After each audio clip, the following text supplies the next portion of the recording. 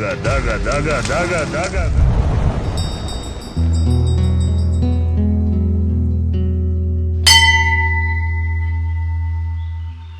ನಾನು ಕಷ್ಟದಲ್ಲಿದ್ದಾಗ ನನ್ನನ್ನು ಕಾಪಾಡಿದಂಥ ಮಹಾಜನತೆ ನಿಮಗೆ ನಾನು ಈ ದೇವರ ಮುಖಾಂತರ ನಿಮಗೆ ಧನ್ಯವಾದ ಹೇಳೋಕ್ಕೆ ಇಷ್ಟಪಡ್ತೀನಿ.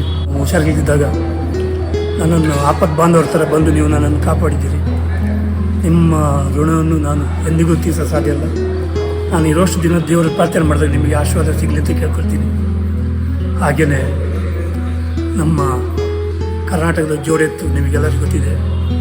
ನನ್ನ ಕಷ್ಟಕ್ಕೆ ಬಂದಿದ್ದಾರೆ, ನನ್ನ ಕಷ್ಟಕ್ಕೆ ಎಲ್ಲದಲ್ಲೂ ಅವರು ನಿಂತಿದ್ದಾರೆ, ನನಗೆ ಸಪೋರ್ಟಾಗಿ ನಿಂತಿದ್ದಾರೆ, ನನ್ನ ಫ್ಯಾಮಿಲಿಗೆ ಸಪೋರ್ಟಾಗಿ ನಿಂತಿದ್ದಾರೆ.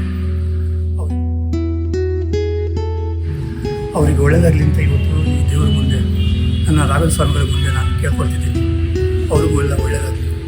ಚಿತ್ರನಟರು, ನಿರ್ದೇಶಕರೆಲ್ಲ ನನಗೆ ತುಂಬ ಸಹಾಯ ಮಾಡಿದ್ದಾರೆ, ಅವರಿಗೆಲ್ಲ ಒಳ್ಳೆಯದಾಗಲಿ ಅಂತ ಕೇಳ್ತೀನಿ.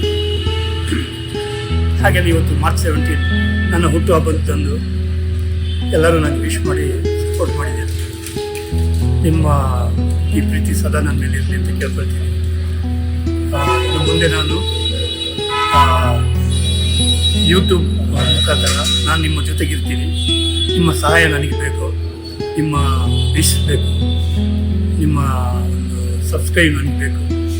ಆಶೀರ್ವಾದ ಮಾಡಿ ಅಂತ ನಾನು ಇವತ್ತು ಕೇಳ್ಕೊಳ್ತೀನಿ. ಯಾಕೆ ನಾನು ಯೂಟ್ಯೂಬಲ್ಲಿ ಬರ್ತಾಯಿದ್ದೀನಿ ಮುಂದಕ್ಕೆ ಅಂದರೆ ಅದನ್ನು ನಾನು ಮುಂದಿನ ವಿಡಿಯೋದಲ್ಲಿ ಹೇಳ್ತೀನಿ. ಇವತ್ತು ಖುಷಿಯಿಂದ ನಾನು ಇಲ್ಲಿ ಇವತ್ತು ನನ್ನ ಹುಟ್ಟುಹಬ್ಬದಂದು ನಾನು ಮೇಲೆ ಯೂಟ್ಯೂಬ್ ಮಾಡಬೇಕು ಅಂತೇಳಿ ಯೋಚನೆ ಮಾಡಿ ಇವತ್ತು ಮಾಡ್ತಾಯಿದ್ದೀನಿ. ನಿಮ್ಮ ಆಶೀರ್ವಾದ ಇರಲಿ, ನನ್ನ ಮೇಲೆ ಇರಲಿ, ನನ್ನ ಈ ಫ್ಯಾಮಿಲಿ ಮೇಲೆ ಇರಲಿ. ಇನ್ನು ಮುಂದೆ ನನ್ನ ಕುಟುಂಬ ಅಂದರೆ ನನಗೆ ನೀವೇ. ನಿಮ್ಮ ಆಶೀರ್ವಾದ ನನಗಿರಲಿ, ನನ್ನ ಕುಟುಂಬದವರಾಗಿ ಇರಿ ನೀವೆಲ್ಲ ಅಂತೇಳಿ ನಾನು ನಿಮ್ಮನ್ನು ಬಯಸ್ತೀನಿ. ಆಶೀರ್ವಾದ ಮಾಡಿ ಅಂತ ಕೇಳ್ಕೊಳ್ತೀನಿ. ನಮಸ್ಕಾರ. ಹಾಗೆಯೇ ಡಿ ಬಾಸ್ ಜೊತೆಗಿರುವ ಎಲ್ಲ ಸ್ನೇಹಿತರಿಗೂ, ಜೊತೆಯಲ್ಲಿ ಮಂಡ್ಯದ ಸಚ್ಚಿಯವರು, ಹಾಗೆಯೇ ಡಿ ಬಾಸ್ ಅವರ ಆತ್ಮೀಯ ಸ್ನೇಹಿತರಾದ MLA ಸತೀಶ್ ರೆಡ್ಡಿಯವರು, ಅವರು ಡಿ ಬಾಸ್ನ ಒಂದು ಮಾತಿಗೆ ಗೌರವ ಕೊಟ್ಟು ನನಗೆ ತುಂಬ ದೊಡ್ಡ ಮಟ್ಟದಲ್ಲಿ ಸಹಾಯ ಮಾಡಿದರು. ನಾನು ಅವ್ರನ್ನ ಯಾವತ್ತೂ ಮರೆಯುವಾಗಿಲ್ಲ.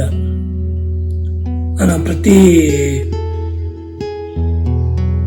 ಕ್ಷಣದಲ್ಲೂ ನಾನು ಅವ್ರನ್ನ ನೆನೆಸ್ತೀನಿ. ಅವರಿಗೆ ಒಳ್ಳೆಯದಾಗಲಿ ಅಂತ ನಾನು ಕೇಳ್ಕೊಳ್ತೀನಿ. ನನಗೆ ಸಪೋರ್ಟಾಗಿ ನಿಂತಿರುವ ದುನಿಯಾ ವಿಜಿ, ನಿಮಗೆಲ್ಲರಿಗೂ ಗೊತ್ತು. ದುನಿಯಾ ವಿಜಿ ಅವರಿಗೂ ನಾನು ಧನ್ಯವಾದ ಹೇಳೋಕ್ಕೆ ಇಷ್ಟಪಡ್ತೀನಿ. ನನಗೆ ಒಂದು ದೊಡ್ಡ ಸಪೋರ್ಟಾಗಿ ನಿಂತಿದ್ದರು. ಎಲ್ಲರಿಗೂ ಸಹಾಯ ಮಾಡಿ ಅಂತ ಚಾನಲ್ ಮುಖಾಂತರ ಹೇಳಿದರು. ಅವರಿಗೂ ಒಳ್ಳೆಯದಾಗಲಿ, ಅವ್ರ ಫ್ಯಾಮಿಲಿಗೆ ಒಳ್ಳೆಯದಾಗಲಿ ಅಂತ ಕೇಳ್ಕೊಳ್ತೀನಿ. ಹಾಗೆ ನಿಮ್ಮೆಲ್ಲರ ಪ್ರೀತಿಯ ಲವ್ಲಿ ಸ್ಟಾರ್ ಪ್ರೇಮ್ ನನಗೆ ತುಂಬ ವಿಶ್ ಮಾಡಿ ವಿಚಾರಿಸ್ತಾ ಇರ್ತಾರೆ. ಹಾಗೆಯೇ ಒಂದು ವಿಡಿಯೋ ಮಾಡಿ ಕಳಿಸಿದ್ರು, ನನಗೆ ಒಳ್ಳೆಯದಾಗಲಿ ಅಂತೇಳಿ. ಚಿತ್ರರಂಗದ ಒಂದು ಒಳ್ಳೆಯ ಹೆಸರಾಂತ ನಾಯಕ ನಟ ಪ್ರೇಮ್ ಅವರು, ಅವರದ್ದೊಂದು ಇಷ್ಟು ದೊಡ್ಡ ಪ್ರೀತಿ ಇದಲ್ಲ, ಅದನ್ನು ನಾನು ಮರೆಯಕ್ಕೆ ಸಾಧ್ಯಲ್ಲ. ಅವರಿಗೆ ಒಳ್ಳೆಯದಾಗಲಿ ಅಂತ ಕೇಳ್ಕೊಳ್ತೀನಿ. ಹಾಗೆ ಯಶಸ್ ಸೂರಿ ಅಂತೇಳಿ ಡಿ ಬಾಸ್ ಜೊತೆಗಿರ್ತಾರೆ, ಅವರು ನನಗೆ ಸಹಾಯಕ್ಕೆ ನಿಂತಿದ್ರು, ಅವ್ರಿಗೂ ಒಳ್ಳೆಯದಾಗಲಿ ಅಂತ ಕೇಳ್ಕೊಳ್ತೀನಿ.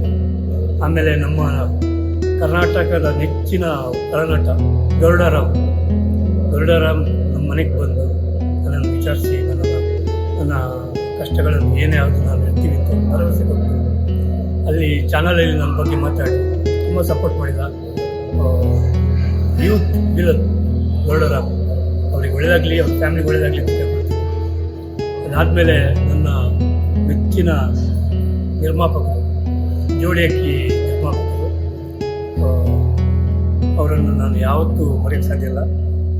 ಆವತ್ತಿನ ಕಾಲದಲ್ಲಿ ನನಗೆ ಒಂದು ಒಳ್ಳೆಯ ಫಿಲ್ಮ್ ಕೊಟ್ಟಿದ್ದರು, ಅದರಲ್ಲಿ ಒಳ್ಳೆಯ ಪಾತ್ರಗಳು ಕೊಟ್ಟಿದ್ದರು. ನನ್ನ ಜೋಡಿ ಅಕ್ಕಿ ನಿರ್ಮಾಪಕರಾದ ಧನರಾಜ್ ಅವರಿಗೆ ಥ್ಯಾಂಕ್ಸ್ ಹೇಳೋಕ್ಕೆ ಇಷ್ಟಪಡ್ತೀನಿ.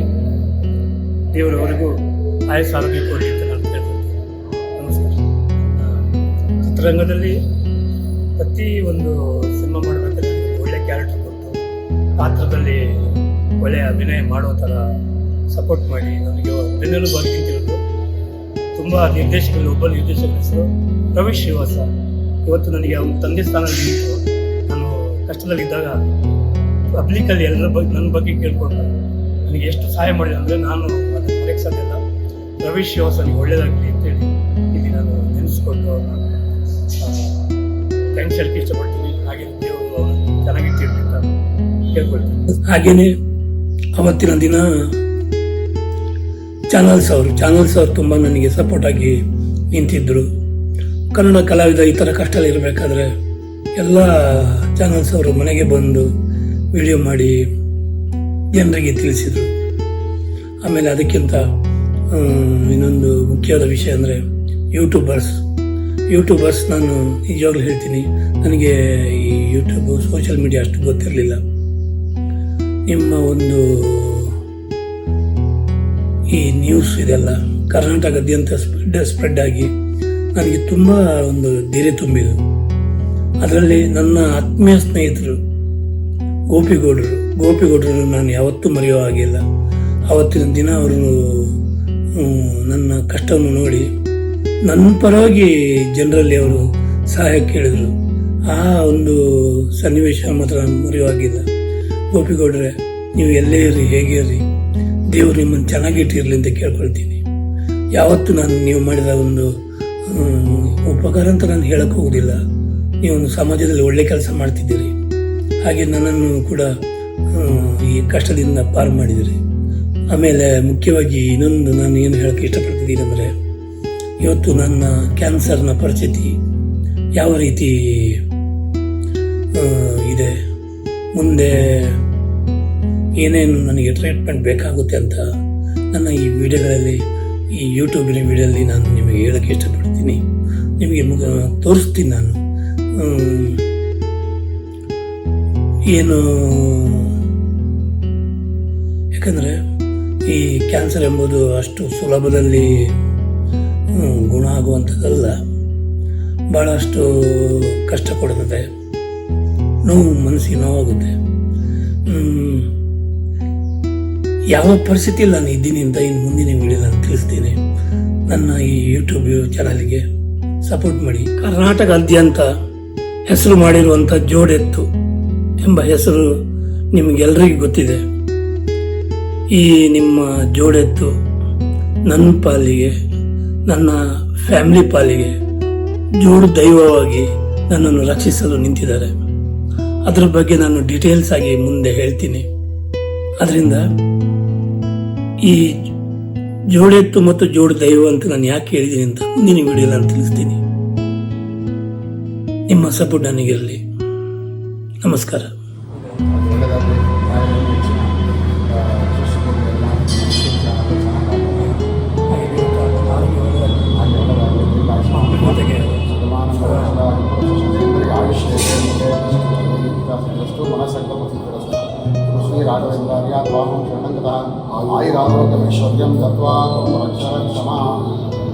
ಈ ನನ್ನ ಯೂಟ್ಯೂಬ್ ಚಾನಲ್ನ ಲೈಕ್ ಮಾಡಿ, ಶೇರ್ ಮಾಡಿ, ಸಬ್ಸ್ಕ್ರೈಬ್ ಮಾಡಿ, ಸಪೋರ್ಟ್ ಮಾಡಿ.